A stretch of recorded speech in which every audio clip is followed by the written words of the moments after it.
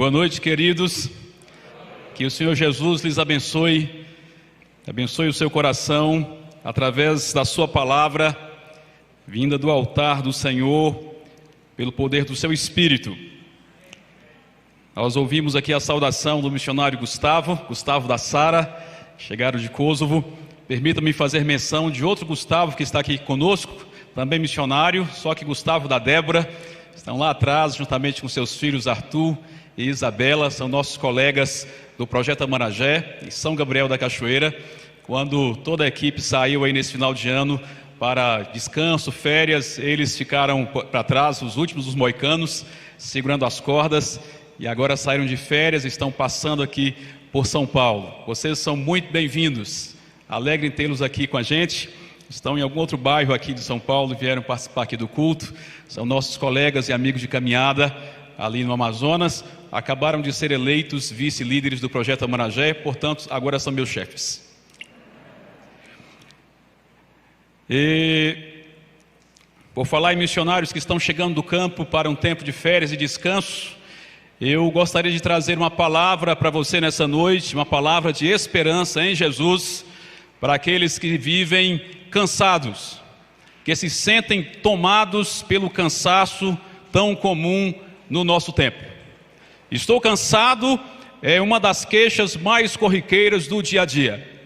Nós que estamos chegando do campo missionário, nós mesmos nos queixamos e ouvimos queixas no campo missionário, de missionários cansados por causa da labuta, do ambiente intercultural, da transculturalidade, às vezes das demandas das pessoas, da sociedade, que são sempre maiores do que a gente consegue dar conta, e às vezes outros em sociedades abastadas, onde o missionário se cansa na tentativa constante de encontrar o seu espaço, de ser aceito por aquela sociedade que pouco interessada está na pessoa de um missionário. Nós ouvimos a queixa de cansaço entre pastores nas grandes e nas pequenas cidades, por causa das demandas constantes de ovelhas, do rebanho, a necessidade de lidar com problemas de outras pessoas, de aconselhar, de orar, de se envolver até certo ponto emocionalmente com os problemas de outros, às vezes por questões de denominação, por política eclesiástica, a demanda de trazer um púlpito, manter a pregação boa da palavra semana após semana, causa cansaço do coração de pastores. Mas não é somente no meio religioso que nós ouvimos essa queixa constante e frequente. Os grandes empresários também se queixam de cansaço, às vezes por causa da tensão do mercado, da variação econômica, da tensão no momento de fazer investimento, de tomar decisões que pode dar grandes lucros ou grandes prejuízos.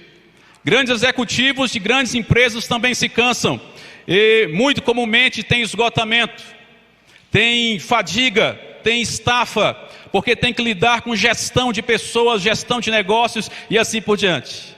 Empregados se cansam por causa da exigência do trabalho da empresa, as metas, a ida e vinda em grandes cidades para trabalhar, voltando para casa, indo para casa, filhos que estudam e assim por diante. Os profissionais liberais também se cansam por causa da competitividade de mercado.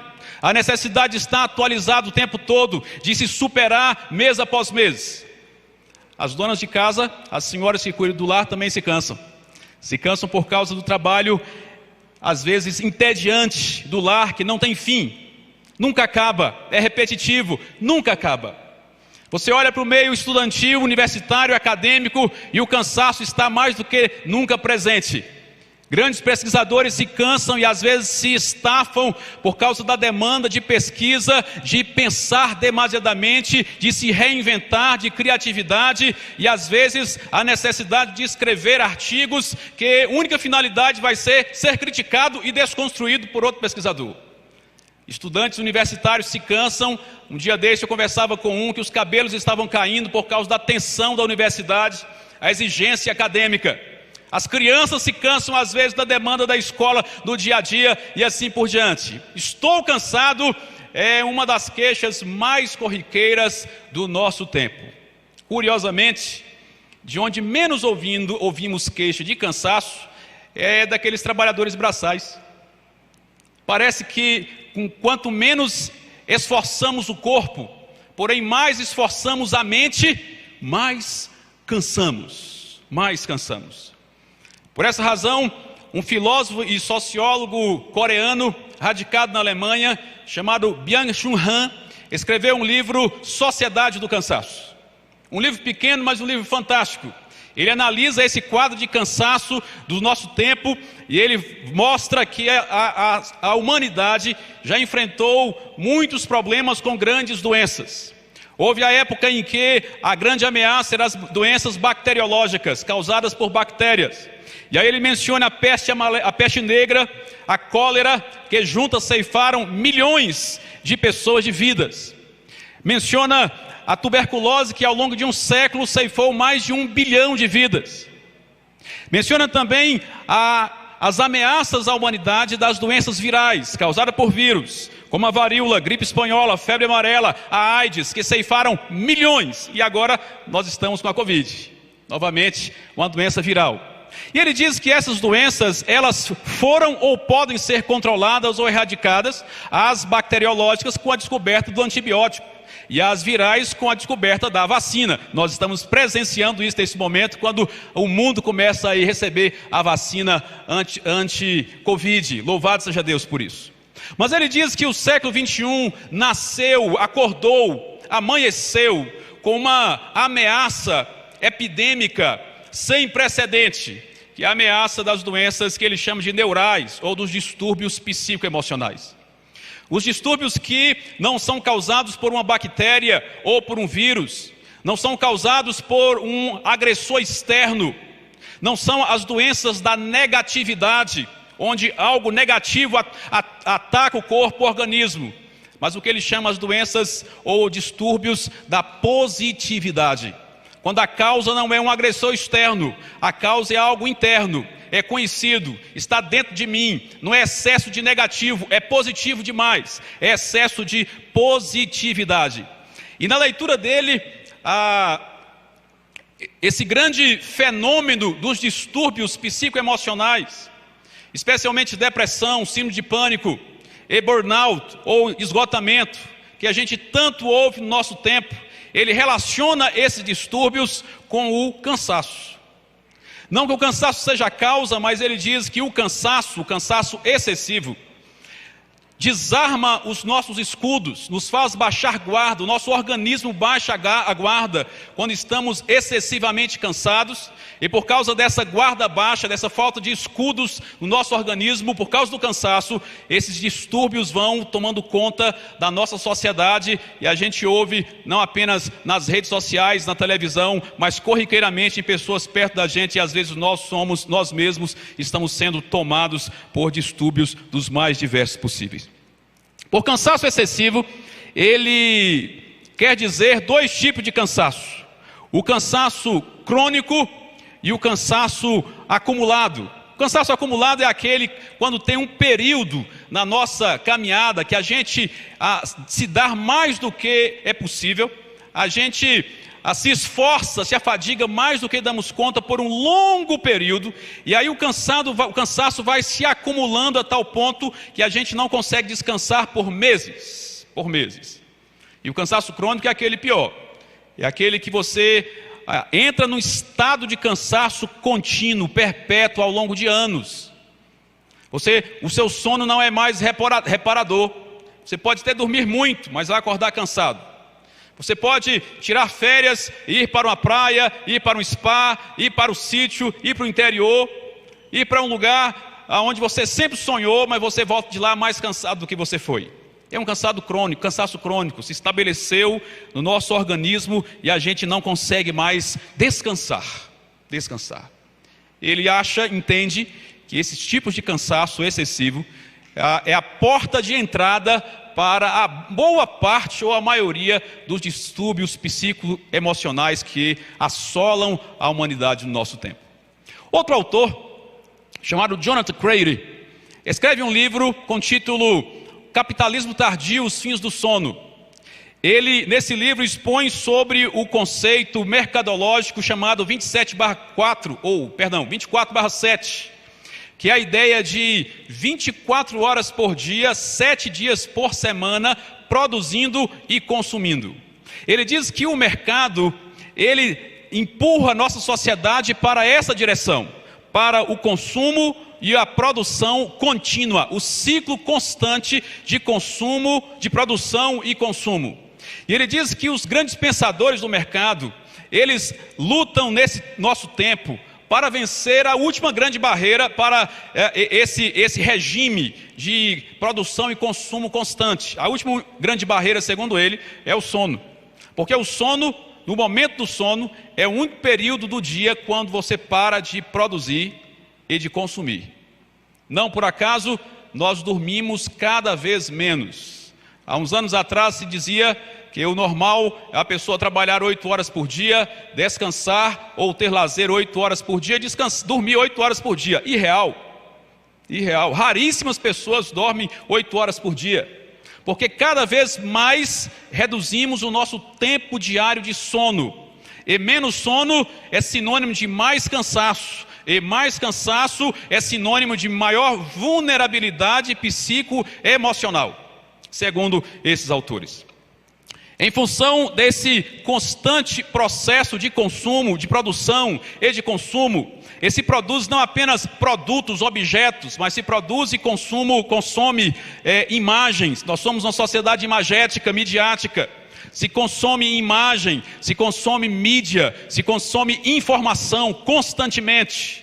Por causa desse ciclo insano de produção e consumo constante, nós entramos e nós somos afetados por essa cultura do cansaço. Nós fazemos parte desse termo de Byung-Chul, nós somos a sociedade do cansaço. Talvez você esteja cansado do trabalho, quem sabe você está aqui participando desse culto ou nos assistindo de casa, mas com cansaço em alguma área da vida, como cansado da igreja, cansado da fé, cansado da rotina, cansado da efervescência da grande cidade. Quem sabe você está cansado do casamento, você está cansado da família, você está cansado, quem sabe, da vida. E o cansaço é tão forte que você tem ideação passiva de morte. Você não tem coragem de planejar o seu suicídio, mas você deseja no fundo do seu coração: se alguma coisa acontecesse comigo e colocasse fim na minha vida, porque eu estou cansado, eu não aguento mais. Para você, eu tenho uma palavra de esperança nessa noite. Uma palavra jorrada dos lábios do mestre da Galileia, de Cristo Jesus. Mateus capítulo 11. Versículos 28 a 30. Abra sua Bíblia comigo, por favor. É provável que você saiba esse texto de memória, mas eu oro para que o Espírito Santo renove em sua mente, em seu coração, e traga novos flashes acerca dessa palavra para o seu coração nessa noite. Mateus capítulo 11, versículos 28 a 30. Esperança em Cristo Jesus para os exauridos do nosso tempo. Venham a mim todos vocês que estão cansados e sobrecarregados, e eu os aliviarei. Tomem sobre vocês o meu jugo e aprendam de mim, porque sou manso e humilde de coração, e vocês acharão descanso para a sua alma, porque o meu jugo é suave e o meu fardo é leve. O contexto original desse texto é Jesus falando para aquelas pessoas que estavam sob jugo exaustivo e excessivo dos mestres da lei. Os líderes religiosos que colocavam sobre os seus seguidores, sobre os fiéis daquele tempo, um jugo, peso, cobranças legalistas da lei, que eram mais pesadas do que aqueles irmãos, aquelas pessoas podiam carregar. Viviam sobrecarregados do ponto de vista religioso, por causa das cobranças e exigências da liderança legalista daquele tempo. Mas eu creio que esse texto, ele é perfeito para o nosso tempo, para a nossa sociedade do cansaço, para você e para mim. Jesus começa fazendo um convite, e ele faz um convite instigante. Ele diz: venham a mim, todos vocês que estão cansados e sobrecarregados. A palavra que ele usa aqui para cansados é literalmente bater no peito. Está ligado com a fadiga de alma, está ligado com o cansaço emocional. Jesus está dizendo: vinde a mim, todos vocês que estão emocionalmente cansados, abatidos, afadigados.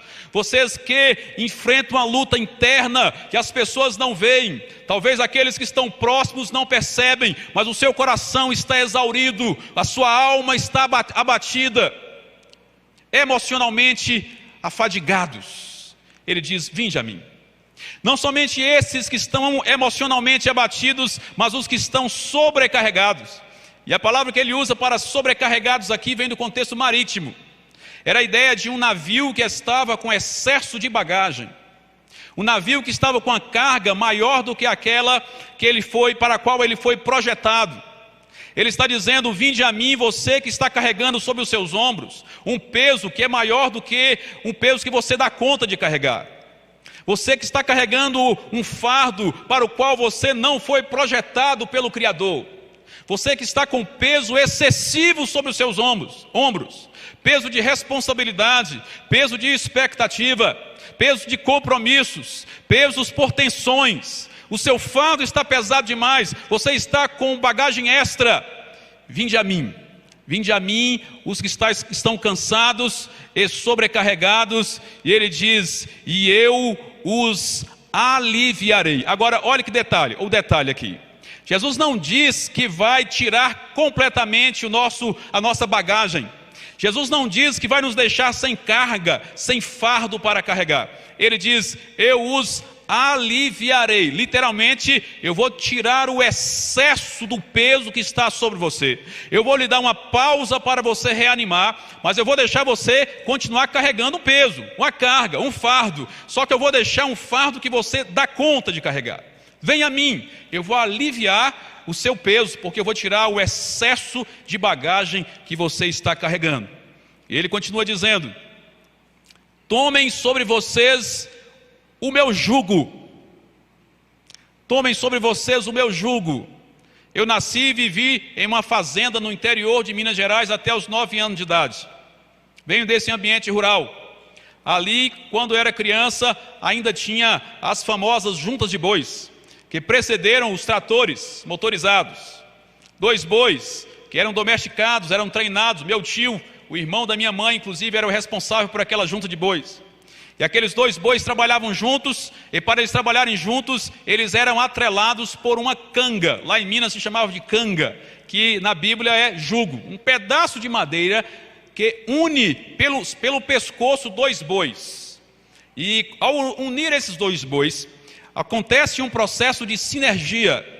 É mais ou menos o seguinte: se um boi cargueiro sozinho consegue arrastar 1 tonelada, 2 bois atrelados por um jugo não conseguem arrastar apenas 2 toneladas. 2 bois conseguem arrastar 3 toneladas. Porque não apenas dobra a capacidade, triplica quando se atrela um ao outro. Lá no contexto de Cristo, na Galileia, na Judéia, naquela época, era o trator que tinha para arar a terra. 2 bois atrelados por um jugo. O detalhe é que para 2 bois caminharem juntos, trabalharem juntos em um jugo, arrastando o peso, seja pedra, estaca, arando terra, eles precisam aprender a trabalhar no mesmo tempo, no mesmo passo. Eles precisam entender o time um do outro. Quando um boi morre, ele tem que treinar um noviço, um outro boi, para essa carga. Acontece um negócio muito interessante, eu vi quando era criança. O boi noviço, ele não quer aceitar o jugo, ele não quer aceitar a canga. Então, ele se debate, ele dá chifradas, cabeçadas, ele dá coices. E ele se machuca enquanto ele se debate debaixo do jugo. O boi experiente está na dele, sabe quando fazer força, sabe quando parar, sabe quando arrancar, sabe quando aquietar, mas o noviço fica se debatendo. E ele vai se machucando com isso. E detalhe, não apenas ele se machuca com isso, mas ele pega mais peso do que necessário, porque ele não consegue dividir o peso com o colega.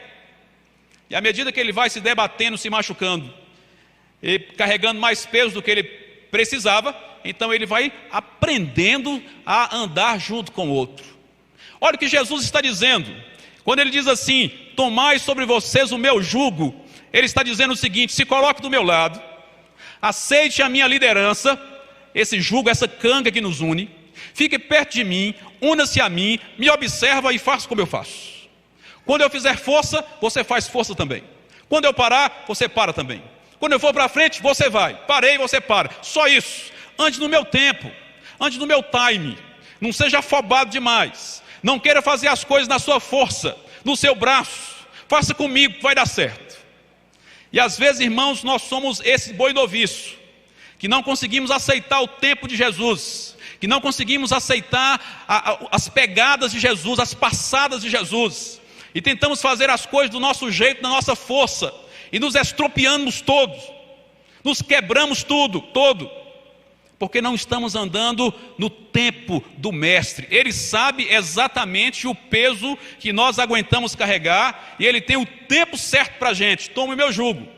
Essa é a palavra de Jesus. Fique perto de mim, aceite a minha liderança e ande comigo. E diz assim: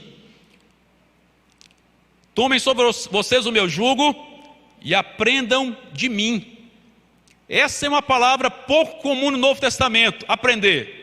Aqui não é o verbo aprender através de um discurso, de uma aula teórica, como aprendemos na sala de aula, na universidade, na escola dominical, como você está aprendendo aqui algo comigo falando no microfone. Aprender aqui é um verbo bem específico do grego, que indica um aprendizado prático pela observação e repetição. O outro lugar onde esse verbo aparece é em Filipenses 4, quando Paulo diz assim: porque aprendi a viver contente em toda e qualquer situação. Significa, olha para ele, repete. Você não consegue fazer igual, mas você vai olhando e repetindo, na prática. Ou em outras palavras, esse processo de aprender com Jesus não é uma decisão que você toma nesse culto e diz: pronto, a partir de hoje eu vou andar no ritmo de Jesus. Não é bem assim.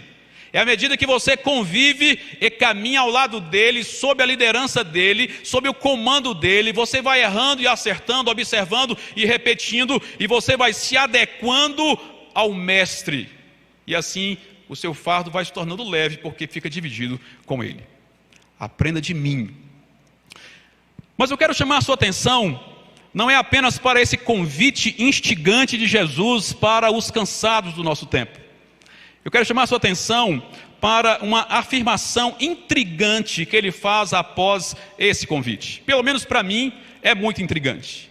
Veja bem, ele faz um convite para os que estão cansados e sobrecarregados, faz uma promessa de os aliviar, um convite para aprender com ele, e ele diz assim: porque sou manso e humilde de coração. Ora essa, o que cansaço e sobrecarga tem a ver com humildade e mansidão? Preciso confessar para vocês que durante muitos anos isso não fazia muito sentido na minha cabeça, para mim. A minha hermenêutica não era suficiente para entender a relação entre esses elementos conceituais desse texto. Mas há uns anos atrás, em um tempo de cansaço que eu estava vivendo no campo missionário, o Espírito Santo jogou uma nova luz na minha mente para entender esse texto. Porque veja bem, o contrário de manso é agitado, é ansioso. O contrário de humilde é orgulhoso, é vaidoso. Meus irmãos, eu cheguei a uma conclusão pessoal, pelo menos eu entendo ser verdade no meu caso, que o meu cansaço e a minha sobrecarga, que eu vivi com isso durante anos no campo missionário, estava menos ligada aos estresses do campo missionário, menos ligadas às fadigas do dia a dia, às demandas do ministério, e mais diretamente ligadas a um coração ansioso e orgulhoso. Porque veja bem, o coração que não é manso, o coração que é agitado, a ideia de manso aqui é de água tranquila, sem ondas, ou como diz lá no norte, sem banzeiros. Aquela água que é um espelho d'água. A gente viaja pelos rios da Amazônia quando não tem vento e parece que tem duas florestas, uma acima e outra abaixo. O céu está debaixo da gente, porque aquela água está tranquila. É a ideia de manso, coração manso, sem agitação. O contrário disso é um coração cheio de ondas, agitado, ansioso. O coração ansioso, ele tenta controlar o incontrolável. Muitas vezes, meus irmãos e minhas irmãs, nós nos cansamos e nos sobrecarregamos porque nós tentamos controlar o incontrolável. Pelo menos é verdade no meu caso. Eu acho que é verdade na maioria aqui, ou em 100%. Tentamos controlar o incontrolável. Às vezes tentamos controlar o futuro. Queremos antecipar o amanhã, para que ele aconteça dentro do nosso cronograma, dentro do nosso plano. Um coração ansioso leva uma esposa a tentar transformar o seu marido até sexta-feira. Já leu o livro? Um coração ansioso leva o marido a tentar subjugar a sua esposa a qualquer custo. Um coração ansioso leva os pais a tentar determinar o futuro dos seus filhos. Um coração ansioso nos coloca na reta, na missão louca e impossível de estabelecer o nosso próprio destino. Um coração ansioso nos leva para um esforço hercúleo de tentar mudar a rota da caminhada, da história. E escrever a nossa própria história, ser autores do nosso próprio destino. Você já observou o livro de Jonas? Jonas tem isso, ele tenta controlar o futuro e o destino. Quando Deus manda ele para Nínive, ele pensa na sua cabeça, mas se eu for lá e pregar, Deus que é misericordioso e compassivo, vai perdoar aquele povo. Se Deus perdoar aquele povo vai continuar vivo. Se eles continuarem vivos, eles vão dar contra Israel e contra a minha cidade, vai nos destruir. Eu quero que eles morram. Aí ele vai para Tarsis, tentando controlar as coisas. Impossível. Às vezes nós nos cansamos porque a ansiedade do nosso coração nos leva a tentar controlar desde as grandes coisas da vida, as pequenas coisas da vida. Você quer ver um coração ansioso na prática? Está dirigindo na cidade de São Paulo, estou começando a aprender agora, né? E aí o cidadão está no banco de carona ao lado da esposa. Aí, o sinal vai ficar vermelho. Não, tá bom, estou vendo. Vai ficar vermelho. Aí, antes de o sinal piscar, abriu. É o carona falando, abriu. Tá bom, já vi. Tem que virar à direita ali, o GPS está mostrando que tem que virar à direita. Eu estou vendo o GPS. Você está entendendo? Já viu alguém assim? Vamos para o culto. Aí a pessoa está saindo, aí está lá no quarto, fala assim, olha, fecha a porta ao sair. Deixa eu sair primeiro. Você conhece alguém assim? Tenta controlar os mínimos detalhes da vida, porque se esta pessoa não estiver controlando as coisas, parece que nada vai dar certo, tudo vai dar errado. Tem um peso sobre os seus ombros de fazer as coisas dar certo, que coitado. Ele se quebra emocionalmente, ele vive cansado e exaurido. Mas não é porque São Paulo é uma cidade agitada, não, é porque o coração dele é agitado. É ansioso. Tentativa de controlar o incontrolável. Eu penso que no fundo é uma ânsia edênica do nosso coração de nos divinizar. Robert Jones, um pastor norte-americano, ele disse que os principais pecados do nosso coração são tentativas de usurpar os atributos de Deus. John Wilkins escreveu um livro para mulheres que eu recomendo, Incomparável, publicado pela editora Fiel. Ela mostra como Deus ele tem os seus atributos comunicáveis e os seus atributos incomunicáveis. Os atributos comunicáveis são aqueles que nós devemos receber de Deus. Deus é amor e Ele transfere parte desse amor para o nosso coração. Deus é bondoso e Ele coloca bondade no nosso coração. E nós precisamos desenvolver isso na graça do Senhor. Porém, Deus é soberano, Ele não compartilha a soberania com a gente. Deus é onipresente, não compartilha isso com a gente. John Wilkins mostra que o nosso coração, desde a nossa mãe Eva, tem uma ânsia edênica de rejeitar os atributos comunicáveis de Deus, como amor, por exemplo. Ele viver tentando roubar, nos apoderar dos atributos incomunicáveis de Deus. A tentativa de controlar a vida nada mais é do que um desejo do nosso coração de sermos soberanos, como Deus. De roubarmos pelo menos uma parte da soberania de Deus. Ele pode continuar sendo soberano sobre o macro-universo, mas eu tenho um desejo intenso de ser o soberano do meu micro-universo, do meu mundinho. Detalhe que Deus não compartilha nem um pouquinho da soberania dele com a gente. Ele é o único que controla a história, que controla a sua vida, é o único que controla a sua família, é o único que estabelece o seu destino. Ele é o autor da sua história e não você mesmo. Você pode descansar o seu coração, abrir mão desse controle, porque tem um que realmente pode controlar a vida. Por outro lado, um coração que não é humilde é aquele coração que, enquanto o ansioso tenta controlar o incontrolável, o coração orgulhoso procura fazer mais do que deveria fazer, produzir mais do que precisa produzir. O orgulho e a vaidade do nosso coração nos coloca nesse ciclo insano de produção e consumo constante, sem que a gente perceba. Se você ainda não assistiu, vale a pena assistir Dilema das Redes. Um docudrama da Netflix falando, bom, fica um questionamento, por que a Netflix produz algo sobre ela mesma? Mas enfim, um docudrama da Netflix falando sobre as mídias sociais. E os principais entrevistados são todos eles, os pensadores de mídias sociais. Eles dizem, declaram que o que a mídia social quer fazer de fato é te viciar. Te viciar, entender qual é o seu perfil para colocar, em outras palavras, colocar de forma acessível a você os seus desejos, aquilo que você quer. Eu quero um celular novo.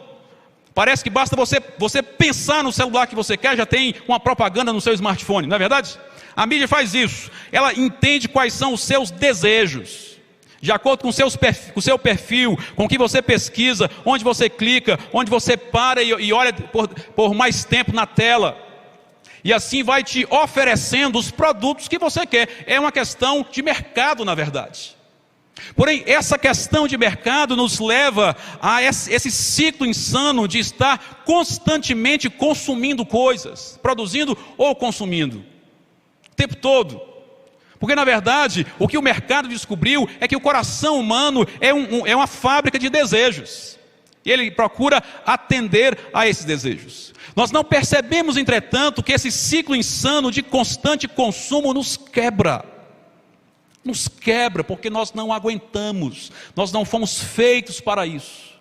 Nós vivemos em um tempo onde nós somos constantemente estimulados de forma excessiva. O cidadão passa o dia inteiro no seu trabalho recebendo estímulos. Os estímulos no seu trabalho são demandas. É o que precisa fazer. E claro, nós temos que trabalhar mesmo. Temos que colocar o pão na mesa, louvado seja Deus pelo emprego. E as tensões que vêm no trabalho, louvado seja Deus, faz parte da caminhada. Não é? Não tem como fugir disso. Mas passa um dia inteiro nas tensões e estímulos do trabalho, sendo que levou 2 horas para chegar lá, mais 2 horas para voltar. E quando chega em casa, cansado daquele dia, nós então queremos descansar, mas nós descansamos nas telas. Nas telas. Saímos do estímulo do trabalho e vamos para os estímulos excessivos do entretenimento. As telas não nos descansam. As telas distraem o nosso cansaço. As telas ludibriam o nosso cansaço, porque elas nos cansam mais. É o cérebro sendo estimulado o tempo todo. O tempo todo. E chega um momento onde a última coisa que se vê a altas horas da noite é a tela. E a primeira coisa que se vê ao abrir os olhos novamente é a tela. E até quando está andando no trânsito e o sinal fecha por 1 minuto e 10 segundos, é preciso voltar para as telas. Viciados em estímulos, o cérebro sendo estimulado o tempo todo. Nós não fomos projetados para isso.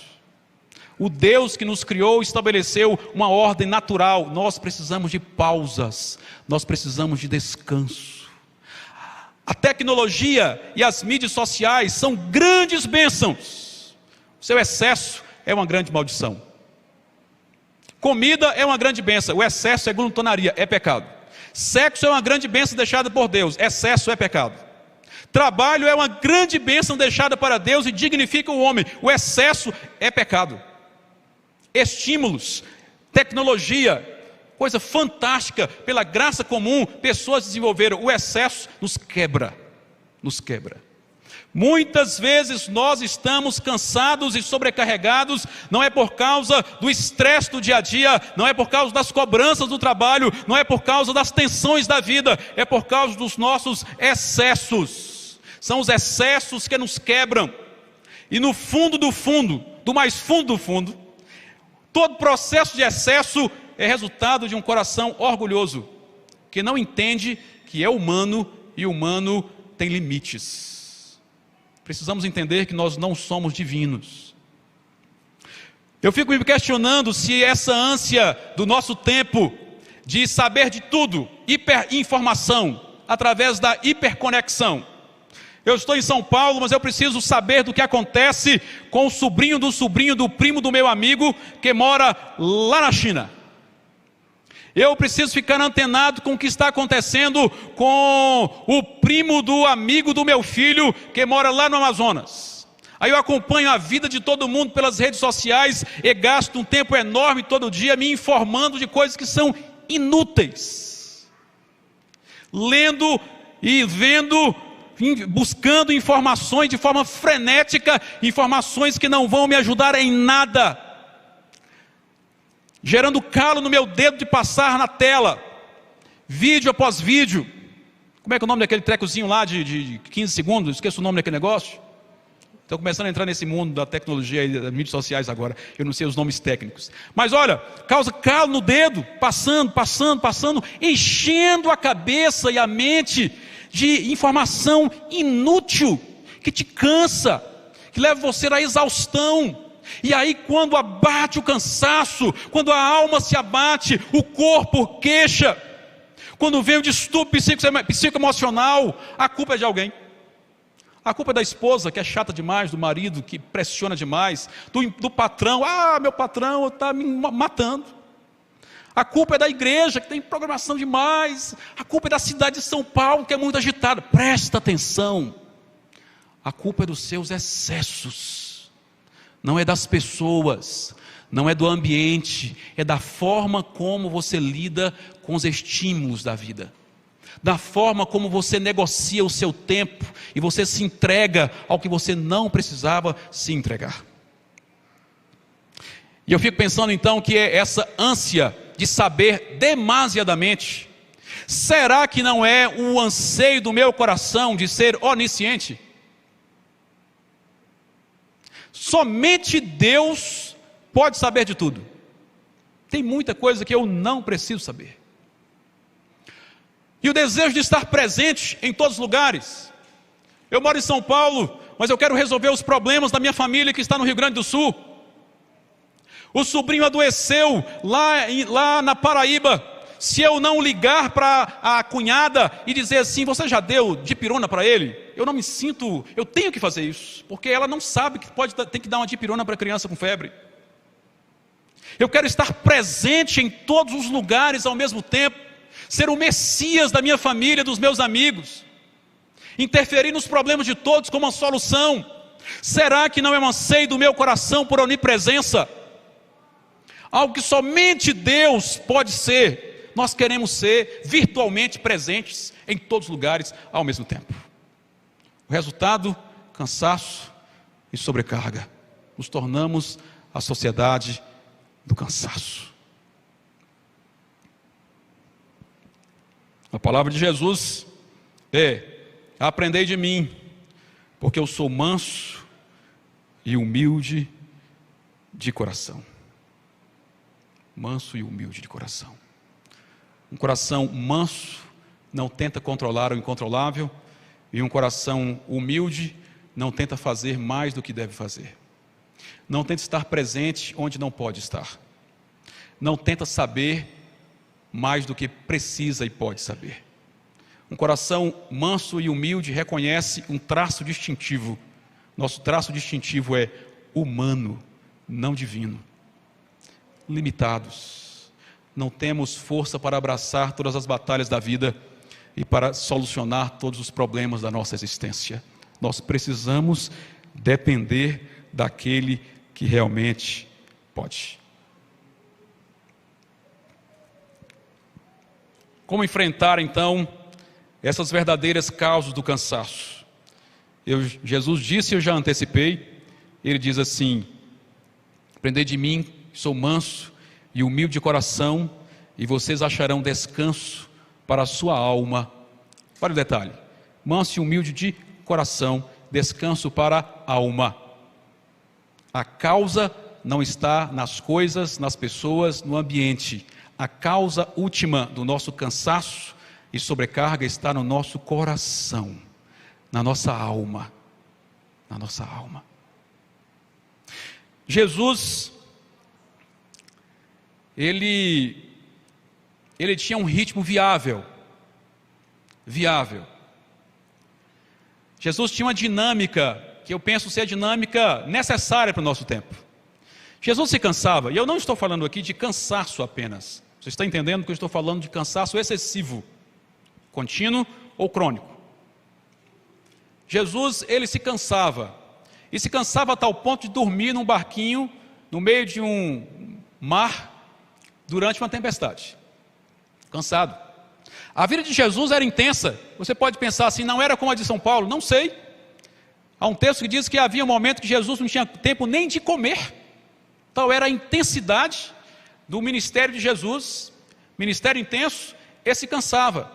Mas Jesus tinha um movimento, o movimento era da multidão para o deserto, do deserto para a multidão, da multidão para a montanha, da montanha para a multidão. Esse era o movimento de Jesus: cansava, descansava, cansava, descansava. Desde que as indústrias Ford popularizaram o conceito de férias, a sociedade ocidental, nós outros, desenvolvemos um ritmo muito diferente de Jesus. Nosso ritmo é o seguinte: trabalho, cansaço, trabalho, cansaço, trabalho, cansaço, trabalho, cansaço e finalmente férias. Trabalhamos o ano todo, nos cansamos o ano todo com o trabalho e com o entretenimento, projetando a nossa esperança nas férias. Aí você sai cansado para as férias e volta mais cansado das férias. Tem que tirar férias das férias, porque as férias são exaustivas. É porque nós mudamos o ritmo de Jesus não era esse.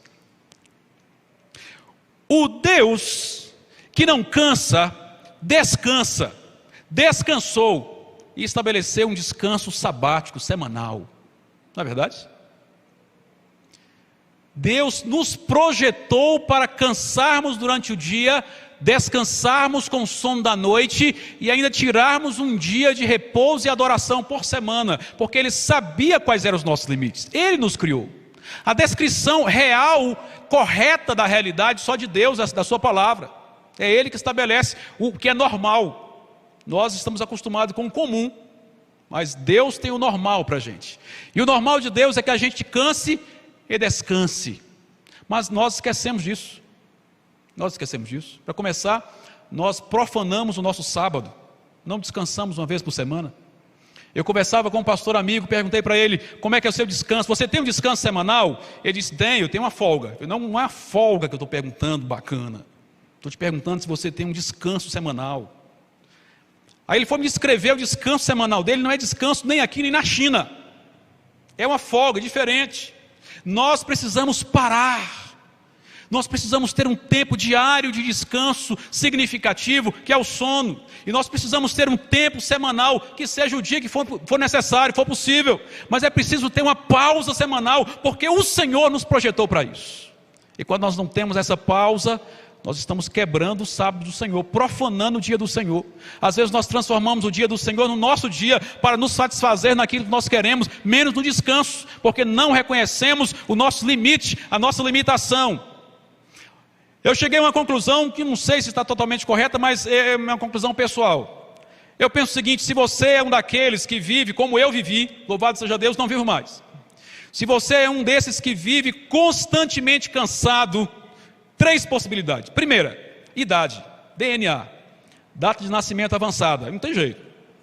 O próprio Jesus disse que chega um momento que é infarto e canseira, não é? Se é por causa de idade, paciência. Tem uma palavra de esperança para você nessa noite. O Senhor tem a graça suficiente para você ser um idoso cansado, mas não ranzinza. lidar com seus cansaços da idade avançada, com as doenças da idade avançada, mas com o coração alegre. O Senhor tem graça suficiente para você. Segunda opção, você está doente. Alguma doença orgânica está drenando as suas energias e está gerando cansaço em você. Tenho também uma palavra de esperança para você. Primeiro, você pode procurar o Dr. Alberto, ginecologista da igreja inteira.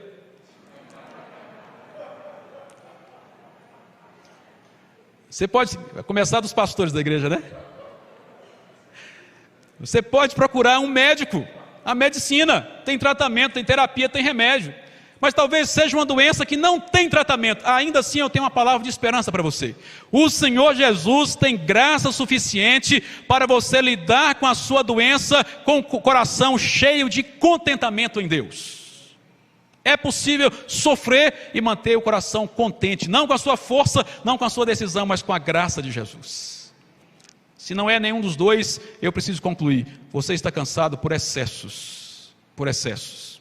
E se você está cansado por excessos, seja excessos autoimpostos, você mesmo coloca exigências, cobranças sobre você, trabalha excessivamente, e se trabalha para colocar o pão em casa, louvado seja Deus, mas às vezes a pessoa trabalha excessivamente para ficar rico, e às vezes trabalha excessivamente para triplicar a riqueza. Eu preciso dizer para você, se arrependa, conserte o seu coração diante do Senhor. Talvez você está com excessos porque outras pessoas colocaram sobre você. Você está reagindo às expectativas das pessoas porque não consegue dizer não para as pessoas. E eu quero dizer para você, se for esse o seu caso, também se arrependa, porque você está temendo mais a Deus do que aos homens.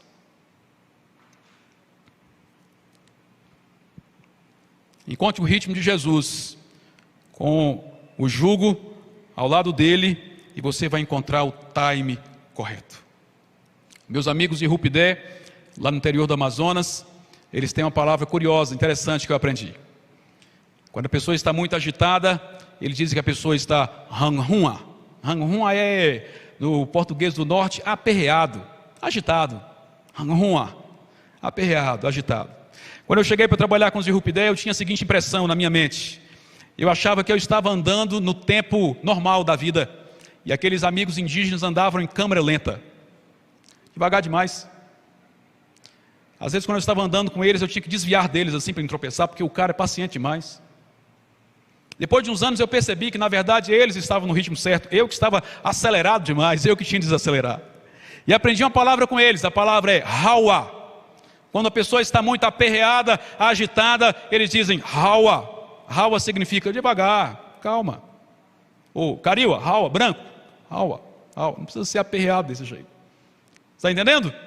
Chega na sua casa, vai diante do espelho e fala para você mesmo assim: Hawa. Hawa.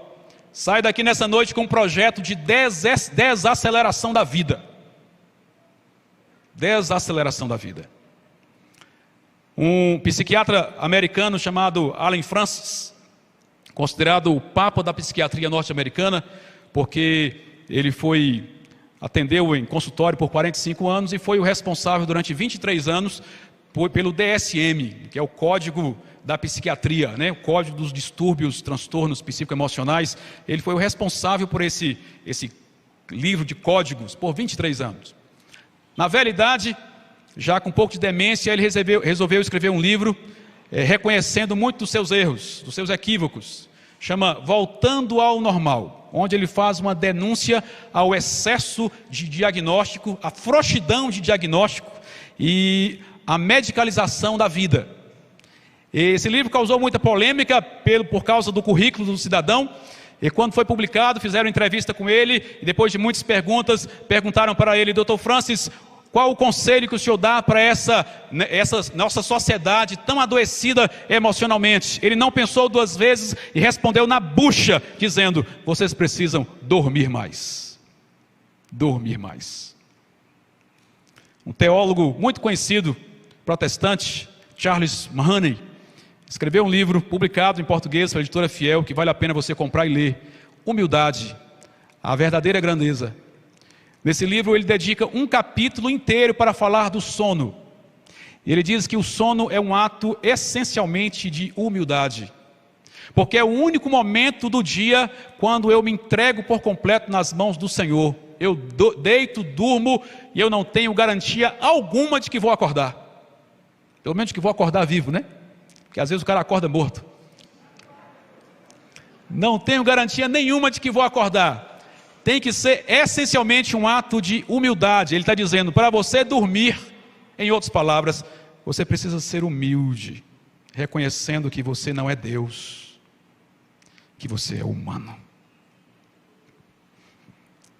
Que o Espírito Santo enche o seu coração de esperança, para na graça do Senhor e não na sua força vencer o cansaço e os hábitos que às vezes te levam a Ele. Vamos orar? Coloque o seu coração diante de Deus. Quem sabe você precisa nessa noite tomar uma decisão de mudar a sua rotina, de mudar o seu ritmo de vida, de romper com os excessos fúteis e banais, para conseguir usufruir do que realmente vale a pena, e andar no ritmo de Jesus. Eu quero orar por você.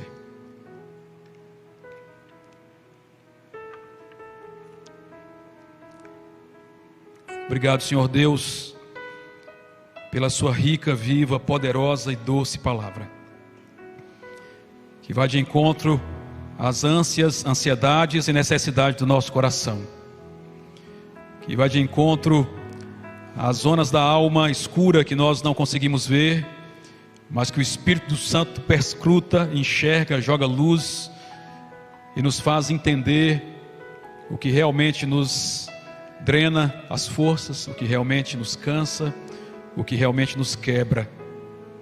O Espírito Santo, que nos conhece e nos sonda, quebranta o nosso coração, dê a mim e aos meus irmãos um coração manso e humilde como o Senhor Jesus, para reconhecer os nossos limites, nossas fraquezas, também para reconhecer os nossos pecados, sermos quebrantados pelo Senhor, perdoados pelo Senhor e transformados pelo seu poder.